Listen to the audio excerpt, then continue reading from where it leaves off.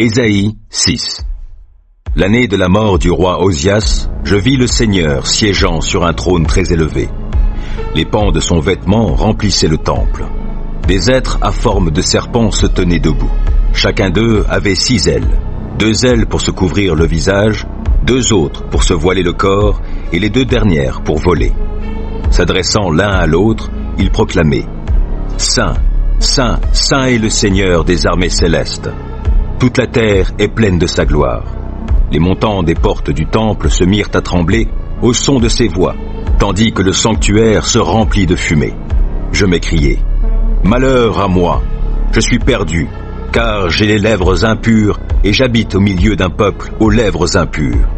Et voici que, de mes yeux, j'ai vu le roi, le Seigneur des armées célestes. » Alors, l'un des êtres à forme de serpent vola vers moi. Il tenait à la main une braise qu'il avait prise sur l'autel avec des pincettes. Il m'en toucha la bouche et me dit « Maintenant que ceci vient d'être appliqué sur tes lèvres, ta faute est enlevée et ton péché est expié. » Et j'entendis alors le Seigneur qui disait « Qui enverrai-je? Qui marchera pour nous ?» Alors je répondis « Je suis prêt, envoie-moi. » Et le Seigneur me dit « Va et dis à ce peuple.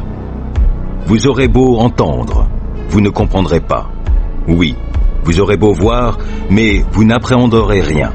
Rends ce peuple insensible, ferme-lui les oreilles et bouche-lui les yeux, pour qu'il ne voie pas de ses yeux, pour qu'il n'entende pas de ses oreilles, et pour qu'il ne comprenne pas, qu'il ne revienne pas à moi afin d'être guéri. » Je demandai alors, « Jusque à quand, Seigneur ?»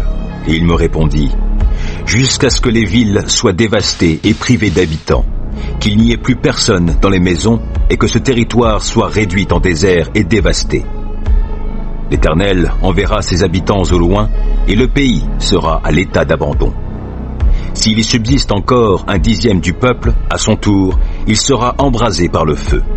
Mais comme un térébinthe ou comme un chêne qui conserve sa souche quand il est abattu, la souche de ce peuple sera une semence sainte.